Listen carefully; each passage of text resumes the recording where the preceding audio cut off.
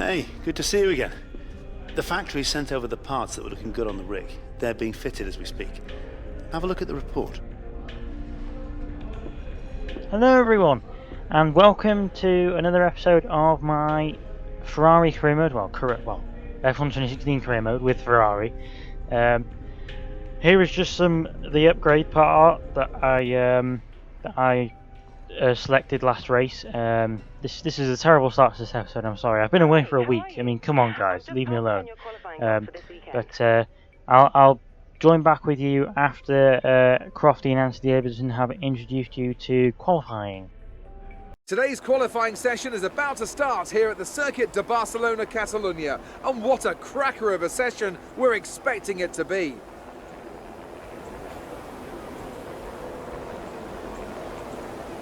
Yeah, so here we are doing qualifying around Spain for the first time this weekend, obviously.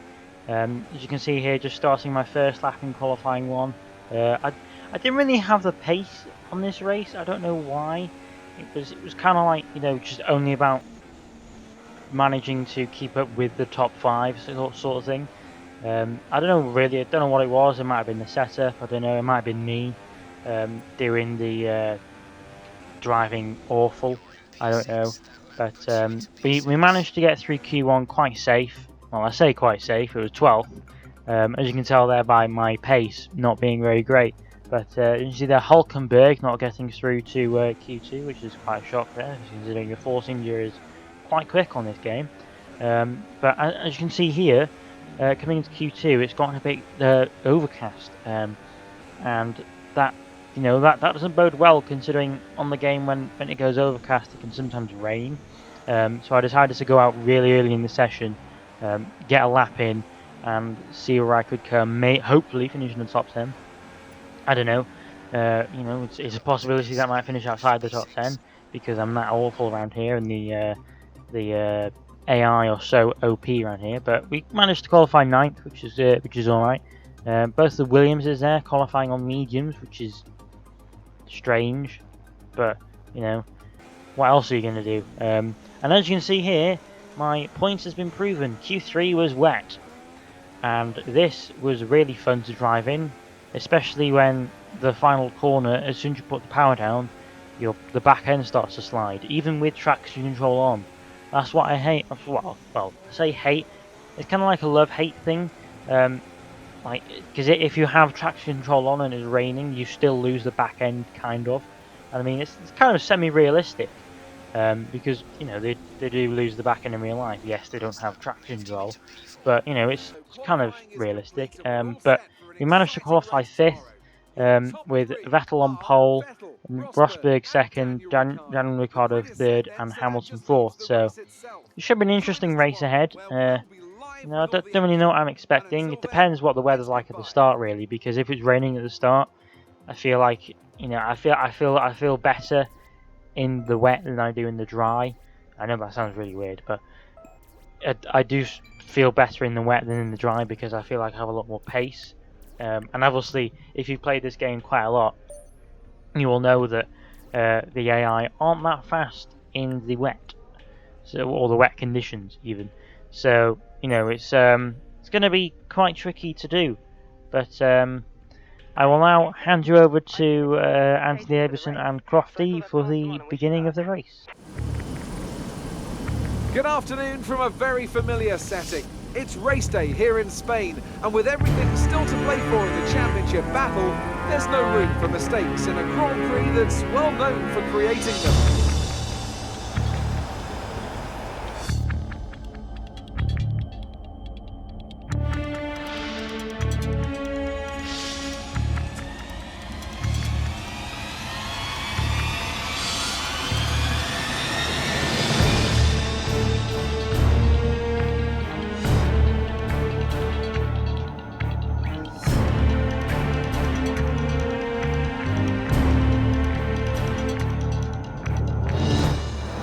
Starting where we wanted, we'll need to fight our way up the grid today. The engineer there, clearly confident that I can make my way through up the grid today and hopefully get a win. He's obviously very confident in me. which is very rare considering the engineer is normally sort of like, oh, you know, you got to do better than this, or sort of thing. I know you said the starting grid wasn't that great, or the starting position wasn't that great, but who cares? You know, it's 5th, you know. Anyway, we now have 5 red lights, and it's lights out, and away we go for the Spanish Grand Prix here. And we've got off to a terrible start, as we've already been jumped by Max Verstappen. Coming out to the first corner now, can we make up any positions, and can we keep a pink Force India from us? Yes, we can. We managed to go around the outside, or try to go around the outside of Max Verstappen, which we do quite well. And now we're right behind Daniel Ricciardo here. Can we possibly make a move on him? We're getting quite close to him. Can we get a better exit? Maybe. We've tried to get a better exit. Can we do it on the inside of here? Yes, we have. He's broken way early there. I don't know why, but we're now behind Hamilton in 4th place. It's a good start here, really. I know we lost a position or 2 at the beginning of the race, but you know, we've made a good recovery as we now undercut Hamilton. He's a poor exit coming out of that corner, and we're now behind our teammate Vettel. As we now cut onto the end of lap 2 and the beginning of lap 3 now. Coming down the back straight, crossing the line as we set the fastest lap of the race. We're on a groove here this weekend, well, this race even, as we now stream past our teammate, going side by side to the first corner. Do it making a contact? No. Riva Benny is going to be happy about that. And now we cut on later on onto lap 3. We're now right behind Rosberg here, and we get a better exit than him, and we've passed him. So we've gone from 5th to 1st in the space of 3 laps even. So you know, it's been a pretty good lap, and these next few laps are just basically me, because the rain sort of stopped at this point, and these next few laps are just me trying to figure out whether the tyres are still useful or not, or whether they're still, you know, within working range, or because you know there's bits of blue sky coming through, and the track is still wet-ish, but then the engineer came over the radio and gave me that. And I was thinking, oh, it's gonna be time to change soon. But then the same lap or the next lap, he says it's not good enough for wet tyres or dry tyres. So why give me the option to go onto dry tyres if it's not dry enough for dry tyres, engineer? Sort your life out. But I'm still trying to figure out what to do here. I mean, we're coming up to a lapped car, and this is lap 12 already. So this race has gone by really fast. And as you can see that in the bottom right, I've selected the hard tyres, and I was doing the tyre status radio message every time I was coming to the pit lane. So if I could, like, whenever he said, "Oh yeah, it's time to change," I would pit in then, and you know that would be the perfect opportunity to pit, obviously, and then undercut everyone else who still would be on intermediates at that point. But it's starting to get to the point now. As you see, it looks dry enough for dries, but for some reason the engineer, up until this point, I think, yeah, up until that point, was saying it wasn't dry enough for the dry tyres. But now he's saying it is, and we're now coming in for hard tyres, which should take us to the end, I hope, because Spain, for some reason, has high tyre wear on this game. I hope it takes us all the way to the end. I hope so, because as you can see there in the top right, top left even, Hamilton put on the hard as well, so seeing as the AI are putting on hards, and we're on hards, we should be able to go to the end then, if the AI have gone on to hards as well. So, I don't really know. And wow, that was the perfect time to pit, obviously, because, you know, we're now coming up to lapped car, he's pitting because he's still intermediate. We're now coming down the pit straight now. Vettel is in the pits, and Vettel is in the pits, and the other cars are as well. And we come out way ahead of them, so far ahead of them, it's unbelievable.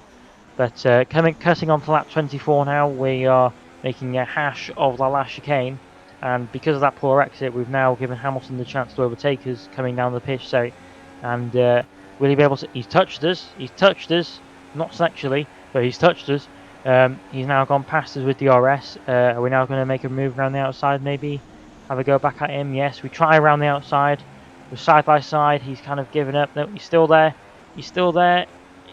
Kind of. We've touched. We're round. We are round now. From my point of view, as you can see there, as Vettel hits into the back of me. From my point of view, he didn't have enough, like he wasn't enough alongside me for me to warrant giving him enough room. And then that happened. And he spins out, and then Rosberg comes, wow. That was a big crash. I mean, look at that. That's a hell of a crash. From two Mercedes as well. I mean, Hamilton came at the worst of it, and then that happened. And then Vettel went into the back of me. So, that wasn't the best way to overtake someone. But let me know in the comments below, or I'll put a poll that would have shown up in the top right hand corner at that point, whether that was my fault or Hamilton's. I mean, I think it was his fault, but it doesn't really matter anyway, because he's gone past us for the lead of the race. And I can tell you now, spoiler alert, that was it for that race. So we came home to finish second, and I'm, well, kind of happy with that result, considering where we started.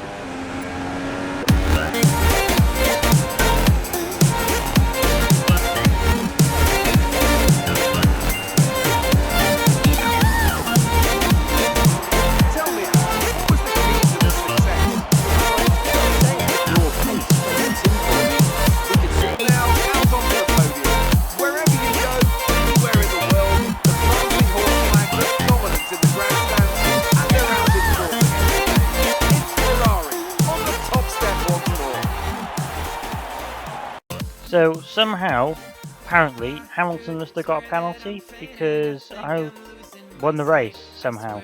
He must have got a penalty for that collision. But you know, I finished top, Hamilton finished second, and Verstappen finished third, which is a good result for him.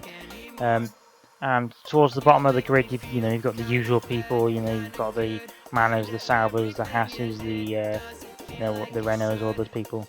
But Kevin Magnussen getting 11th, which is good for him. But for the drivers, I don't know what that would do to it. But here we are.